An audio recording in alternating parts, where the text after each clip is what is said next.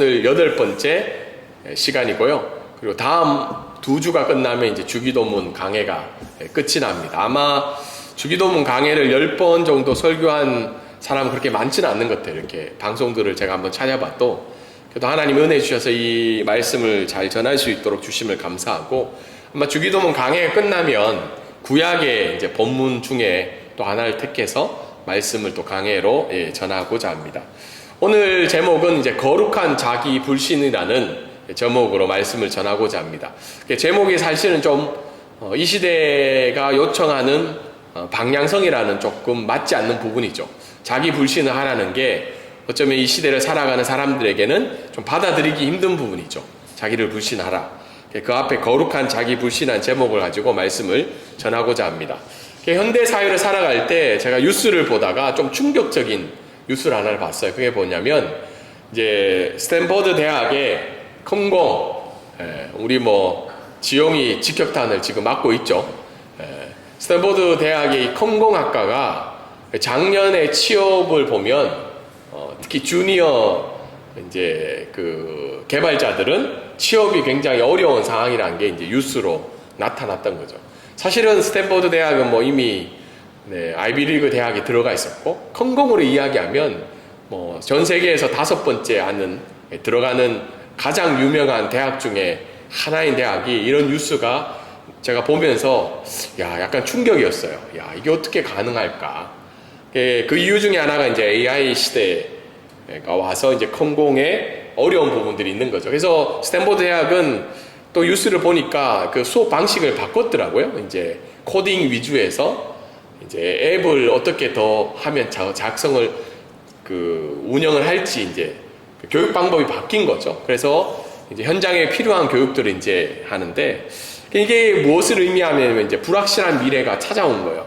근데 이제 컴공뿐만 아니라 이제 회계사들, 그리고 많은 직업군들이 변화를 겪고 있는 거예요. 이게 앞으로 어떻게 가야 될까? 특별히 이제 신입은 많이 이제 뽑지 않는 시대가 온 거죠. 그래서 이게 불확실한 미래가 찾아오다 보니까 우리가 살고 있는 사회 속에서는 늘 여전히 이제 불안한 심리들이 늘 존재하고 있다는 겁니다. 그래서 이 불안한 심리를 어떻게 보면 이제 시험이라는 단어로 이야기를 할 수 있겠죠. 우리가 살고 있는 시대는 이제 늘 시험을 당해야 되는 시대, 시험을 치러야 되는 시대에 사로잡혀 있는데, 그런 이런 사회 속에서 이제 제가 교보문고에 들어가 보니까 이제 한 주간 가장 많이 팔린 책들을 보니까 2가지에 이제 초점이 맞춰져 있어요. 하나는 철학이죠. 그리고 하나는 투자, 증권과 관련된 이 투자에 관련된 내용들이 주로 이제 베스트셀러로 이제 팔리기 시작합니다. 여러분, 왜 철학은 왜 잘 팔릴까요? 특별히 쇼펜하우 책이 요즘에 굉장히 이슈죠. 혹시 읽어보신 분 계신가요? 쇼펜하우? 한번 좀 읽어보세요. 쇼펜하우, 스피노자, 옛날에 우리가 수업 시간에 배웠던 그 사람들의 책들이 다시 리메이크 되어서 이 현대를 살아가고 있는 사람들에게 큰 영향을 주고 있어요. 왜 그럴까요? 그만큼 지금 살아가는 시대의 사람들의 이 심리와 삶의 방향이 불안하다 보니까 철학에 의존하는 삶으로 나타나고 있다는 거죠. 투자는 우리가 부정할 수 없죠. 그래서 지금 이제 증시가 5천을 넘었죠. 그리고 어떻게 하면 이 시대 속에서 내가 가지고 있는 것들을 통해서 많은 이 불안감들을 해소할 수 있는가를 고민하는 사회가 이 시대 속에서 있다는 겁니다. 그래서 불확실성에 대한 철저한 준비를 하기 위해서 이 철학과 투자에 관한 책들이 많이 팔리고 있죠. 그래서 예수 그리스도를 믿든 믿지 않든 우리는 늘 이런 위기와 불안 속에서 시험을 치르고 있다는 거예요. 그것이 자발적인 시험이든 비자발적인 시험이든 이런 사회 속에서 우리가 살아가고 있다는 겁니다. 오늘 읽은 본문도 특별히 13절에 있죠? 우리를 시험에 들게 하지 마시옵고. 이 시험은 쉽게 이야기하면 사탄이 주는 시험인데, 이 시험은 어떻게 해요? 그냥 우리가 보이는 그런 맞설 수 있는 시험이 아니라 교묘한 방법과 우리의 이런 불확실성과 위기와 불안을 이용한 그런 시험들을 우리에게 늘 겪게 한다는 겁니다. 그래서 오늘 말씀은 그런 시험을, 죄에 대한 유혹과 아니면 정욕에 대한 유혹에 포장한 그 시험을 피하는 방법에 대해서 성경은 자기 신뢰를 버리고 하나님을 의지하라고 오늘 말씀은 이야기를 하고 있습니다. 오늘 말씀 한번 읽어볼까요? 전체적인 키워드죠. 한번 한 목소리를 읽어보도록 하겠습니다. 시작. 주기도문은 현실 인식과 거룩한 자기 불신을 통해 하나님을 겸손히 의지하게 하는 기도문입니다. 주기도문의 여러 가지 이제 내용들을 8번째 이야기를 하고 있는데, 오늘 내용은 현실을 인식하게 하는 거예요. 내가 누구인지를. 그리고 거룩한 자기 불신을 통해서 하나님을 겸손히 의지하게 하는 기도문이라는 겁니다. 특별히 우리를 시험에 들게 하지 마시옵고라는 이 말씀을 통해서요. 성경은 시험에 대한 2가지 의미를 전체적으로 이야기를 하고 있어요. 여기서 시험이라는 단어가 첫 번째는 사단으로부터 오는 시험인 거죠. 영어로는 뭐예요?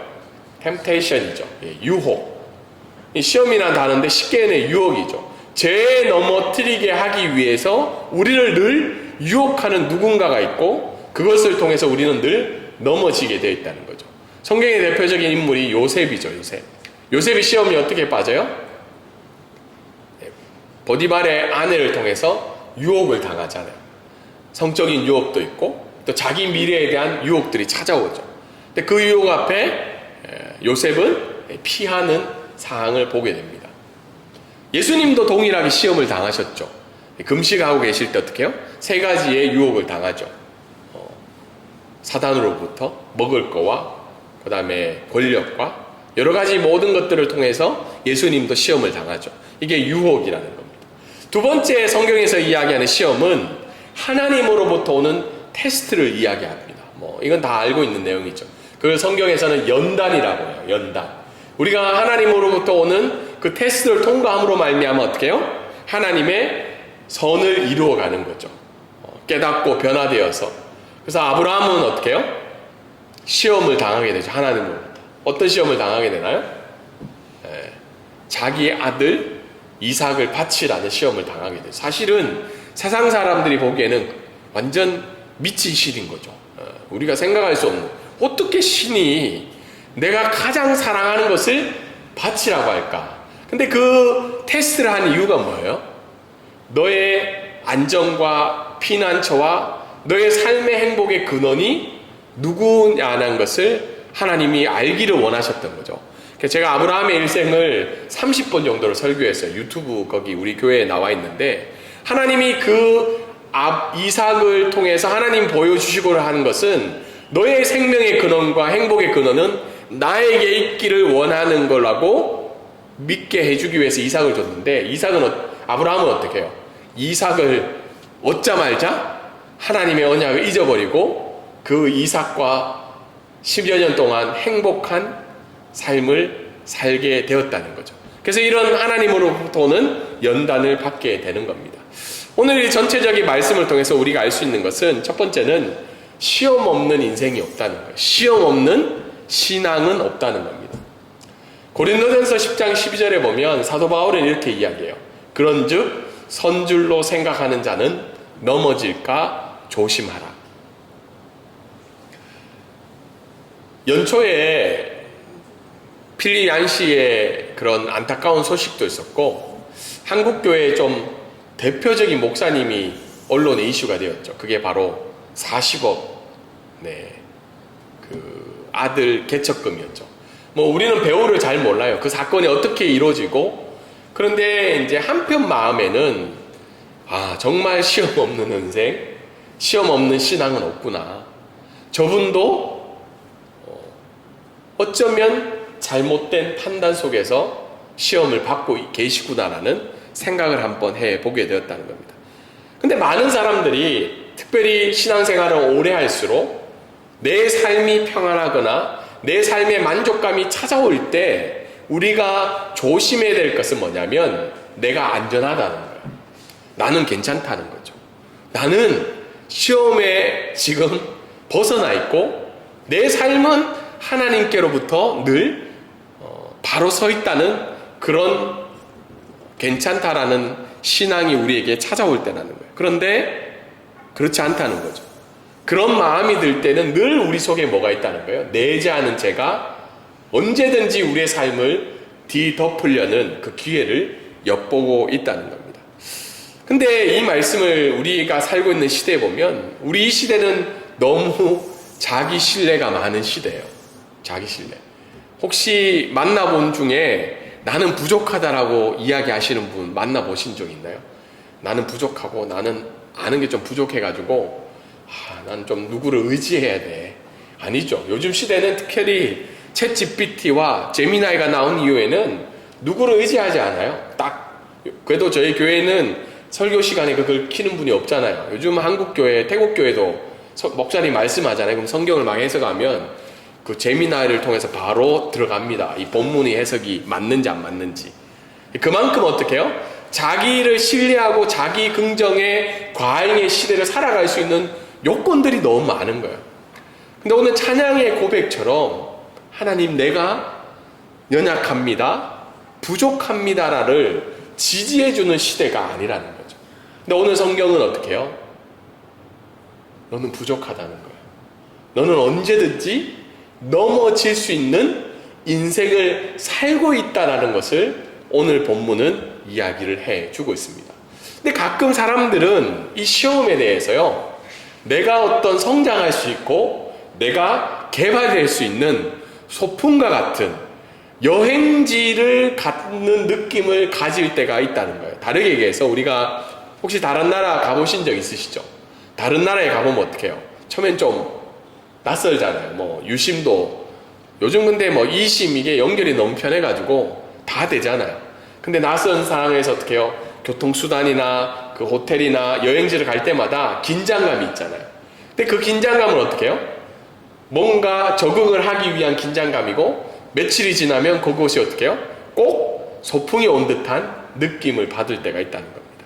그런데 죄에 대한 유혹들도 여행을 통해서 낯선 곳에 간 여행을 통해서 내가 꼭 적응을 하고 성장을 하고 발전을 하는 듯한 생각을 가지는 사람들이 있다는 거예요. 그냥 가볍게. 근데 오늘 성경은 왜 너희가 시험을 면하게 해달라고 기도해야 되냐면 이 시험은요 결국 궁극적으로 어디까지 가냐면 파멸의 길로까지 간다는 거예요. 많은 사람들이 저희도 아픔을 겪었지만 많은 사람들이 왜 마약에 빠지고 우리가 상상할 수 없는 그 선택을 할 수밖에 없냐면 그 시험을 받을 때의 느낌은 압박감과 마지막에 선택하는 그 길은 우리가 생각할 수 없을 정도의 큰 어려움을 겪게 된다는 거죠. 제가 이제 저희 아버지 얘기를 가끔 한 번씩 하는데 이제 97년이었죠. 이제 아버지가 5개월 동안 잘 나가던 회사가 이제 한순간에 이제 무너지는 걸 저는 봤어요. 그리고는 이제 어디로 갔냐면 급하게 빚쟁이들이 매일 찾아오고 아버지가 거래했던 회사 사람들이 매일 찾아오니까 어머니하고 이제 이사를 갈 수밖에 없는 거죠. 그래서 이사를 간 곳이 저기 이제 언덕 약간 저의 아이들하고 기회가 되면 이제 한번 거기를 가봐야 될 것 같아. 어머니하고 한 번씩 가요. 그때 일을 생각하면서 어머니하고 한 번씩 걸으면서 우리가 저런 시간이 있었지. 그러니까 언덕에 한옥집이 있어요.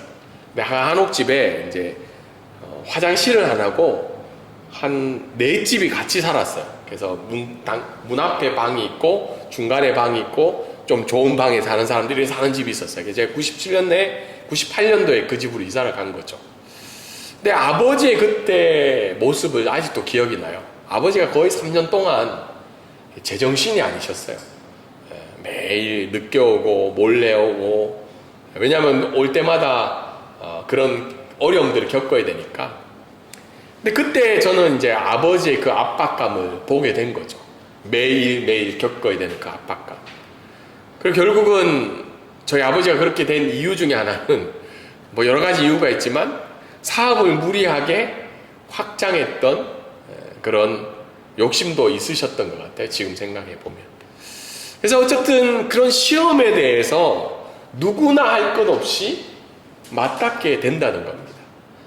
그래서 오늘 성경은 그런 날마다의 시험 속에 시험을 겪어야 되는, 시험을 맞이해야 되는 우리의 인생을 향해서 시험에 들지 않게 해달라는 하나님 앞에 연약한 고백을 날마다 드리라고 오늘 우리에게 이야기를 하고 있습니다. 근데 이 시험은 어떻게 찾아오냐? 소리 없이 찾아온다는 거예요. 그래서 우리는 가끔 사단이 우리를 유혹할 때, 죄의 길로 빠뜨리게 될 때 눈에 보이는 가파른 절벽과 같은 길로 우리를 인도해 주지 않아요. 어떻게 하냐면 어떻게 해요?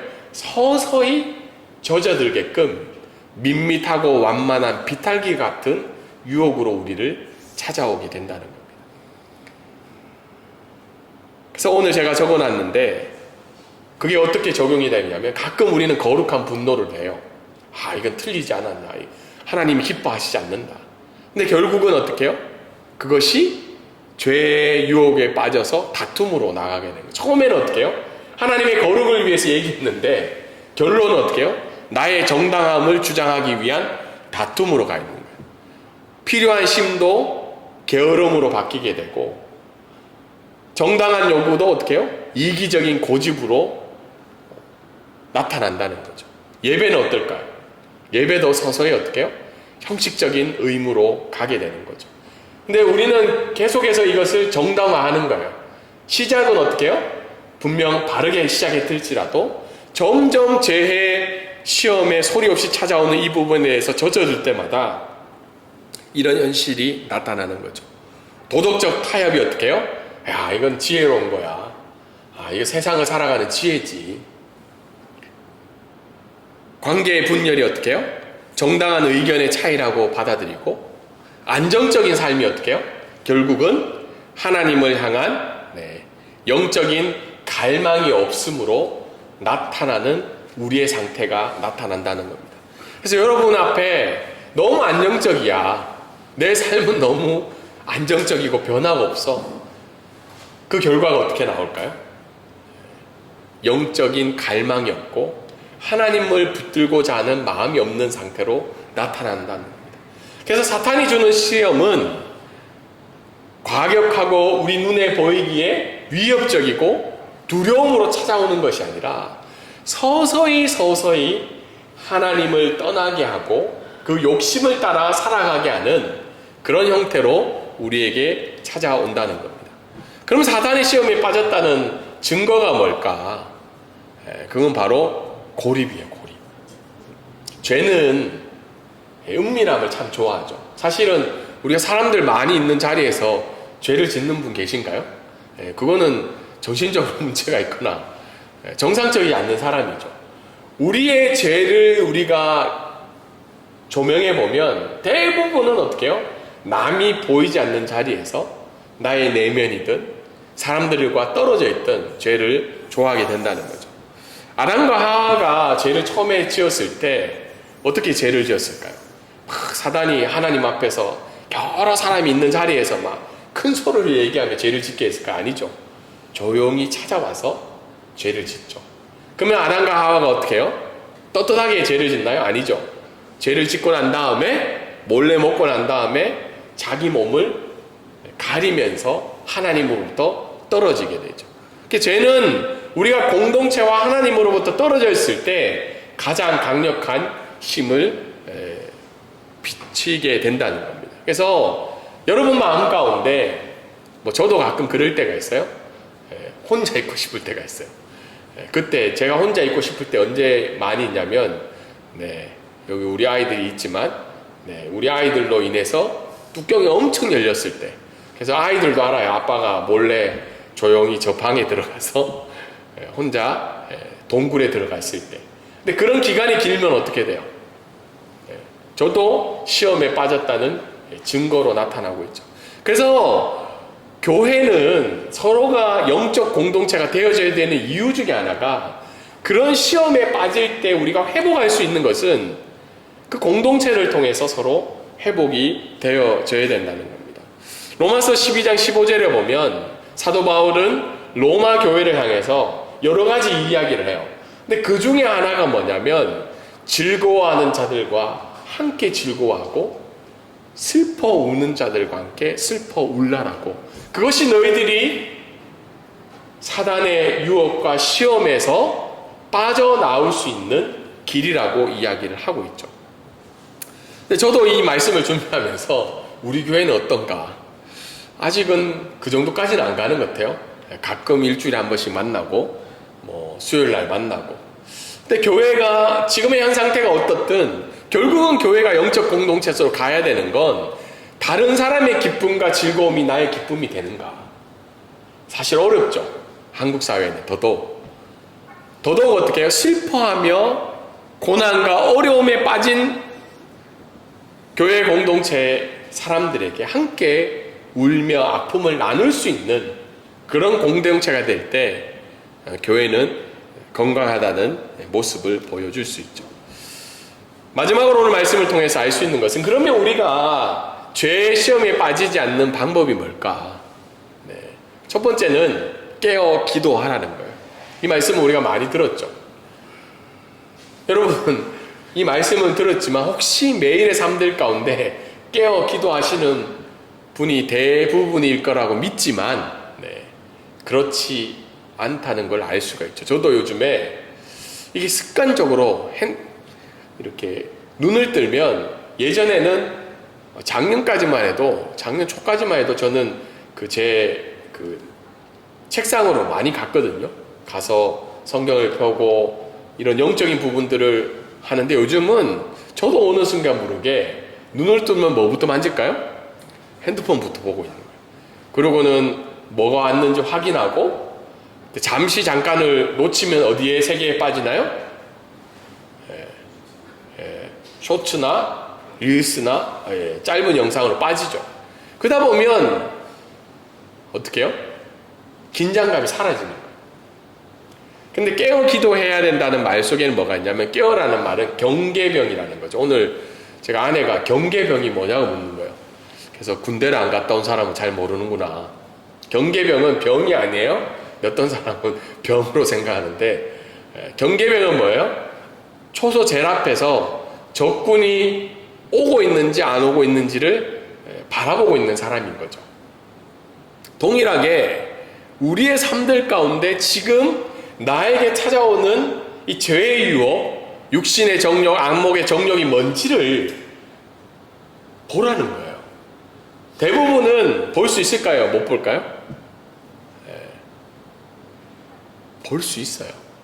내게 지금 찾아오고 있는 게 뭔지를. 그리고 두 번째는 뭐예요? 보고 있다면 그냥 멍하게 있는 게 아니라 기도하라는 거죠. 하나님이 말씀하신 옳은 것을 행할 수 있는 그 용기를, 그 은혜를 달라고 기도해야 된다는 겁니다.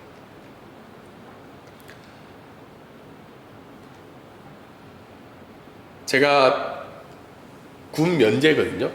군 면제가 아니네요. 군필이죠. 군필인데 공익요원을 갔다 왔어요. 하나님의 은혜로 28개월을 병무청에 갔다 왔는데, 그래도 군필이라서 어디 가서 얘기는 할 수 있어요. 근데 공익에, 제가 있던 데가 병무청이었는데 두 가지 공익요원 종류가 있어서, 하나는 몸이 안 좋은 사람, 하나는 학력이 안 되는 사람, 내지 전과가 있는 사람. 그래서 저에게 공익요원이 저희 병무청에 20 몇 명이 있었는데, 제 후배들은, 제 밑에 있던 후배들은 다 서울대 출신이었어요. 그래서 제 후임이 서울대가 2명이나 있었어요. 제 위로는 이제 전과자들이 있었어요. 그래서 20 몇 명이 같이 이제 생활하는데, 월급날이 있었어요. 저희는 그래도 월급을 한 20만 원 받았거든요. 공익이라서. 월급날만 되면 꼭 공익 최고 고참이 호출을 합니다. 우리가 어디를 같이 회식을 해야 된다. 20만 원 들고. 어디를 갔겠어요?